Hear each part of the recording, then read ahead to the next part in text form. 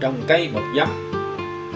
Bập giấm thuộc họ bông, tên khác là giấm đa nhập, ghiền cá, rau chua, ghiền chua. Tên vị thuốc là bập giấm.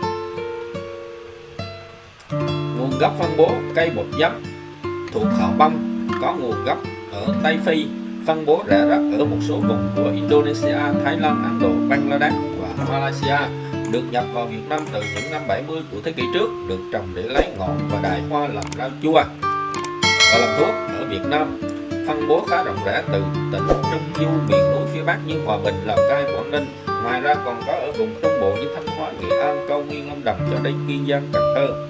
Đặc điểm thực vật bập giấm là cây hàng nam dạng nửa bụi, cao trung bình 2 mét, có thể đạt 3 mét, cây phân nhánh nhiều, thân có màu tía hoặc đỏ, có phủ lông ngắn, lá có dạng hình tiên tròn, dài 0,9 cm, rộng 1 cm, màu xanh đậm hoặc đỏ tía, lá nhạt, xẻ thùy sâu với 3 đến 5 thùy, thon nhọn. Mép lá có răng cưa, găng phía dưới lá màu tía, cuốn lá dài 6 đến 14 cm, thường có màu tía. Hoa mọc ở nách lá, cuốn ngắn, hoa có 8 đến 12 đài phụ mập màu đỏ đậm, ăn có vị rất chua. Cánh hoa vàng đỏ 2 tía với tâm đỏ đầu.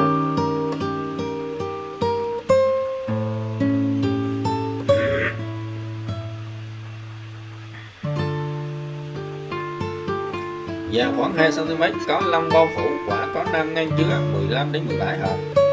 Quả khi chín dễ bị nứt, phát tán mạnh, có khoảng 400 đến 700 quả. Hạt màu xám có dạng tròn hoặc tròn lệch, khối lượng 100 hạt từ 0,95 đến 2,5 gram. Cây ra hoa 50% sau luồng. Trồng 120 đến 150 ngày. Điều kiện sinh thái bập giấm ưa nóng, ẩm, lúc gieo hạt và nảy mầm cần nhiệt độ 16 đến 18 độ C. Thời kỳ phát triển thân lá cần nhiệt độ 25 đến 38 độ C, dưới 14 độ C cây không nảy mầm, trên 38 độ C cây ngừng sinh trưởng. Thời kỳ ra hoa kết quả cần nhiệt độ 25 đến 30 độ C. Lượng mưa trung bình hàng năm 1.500 mm. Cây chịu hạn khá, có thể ngập thời gian ngắn. Bập giấm có khả năng thích nghi với nhiều loại đất, kể cả đất đầu vùng Trung Du thơ chua. Giá trị làm thuốc. Cây bập giấm là một bộ phận sử dụng. Đài hoa bập giấm đã phơi hoặc sấy khô, lá và quả đôi khi cũng được dùng. Công dụng: lá bập giấm có vị chua, dùng làm rau ăn. Đài hoa được dùng làm gia vị thay giấm, chế biến nước giải khát, mứt kẹo, siro hoặc đem phơi khô và nấu lấy nước uống.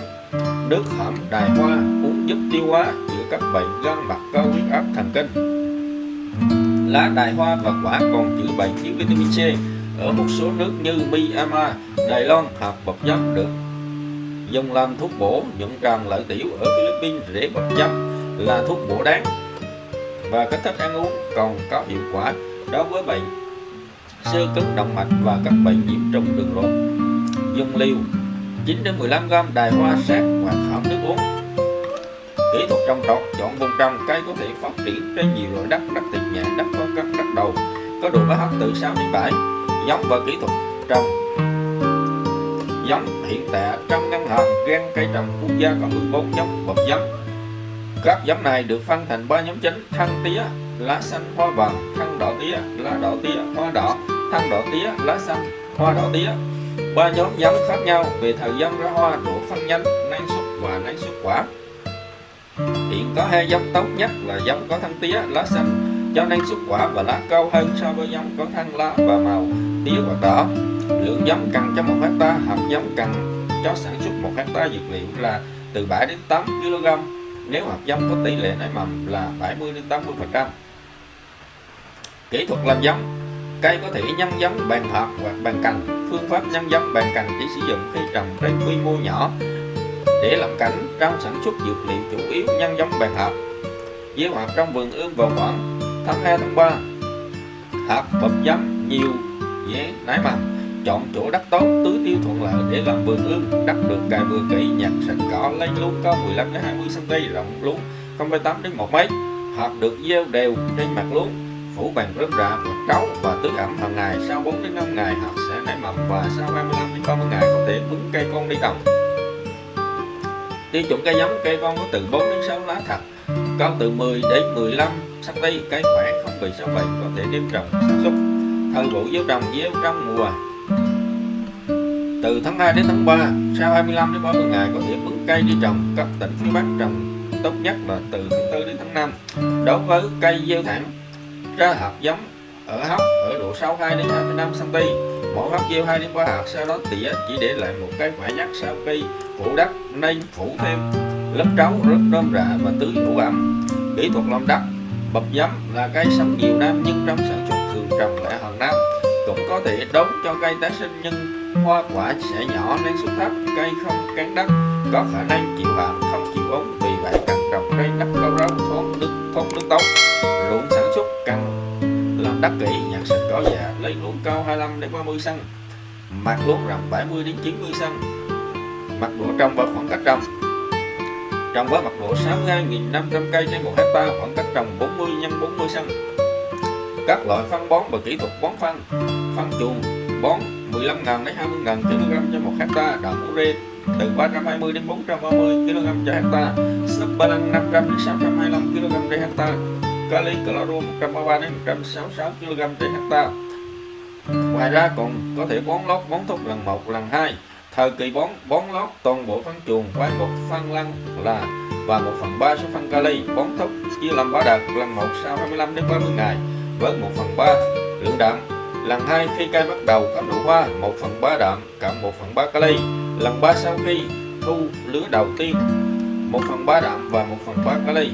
Kỹ thuật trồng và chăm sóc. Kỹ thuật trồng hai hàng theo kiểu lệch đánh xấu với khoảng cách 40 x 40 cm, tương ứng với mật độ 62.500 cây trên hecta. Chăm sóc thường xuyên xới đất, làm cỏ, tưới nước, kết hợp bón thúc và vun gốc cho cây trong vài 3 tháng đầu.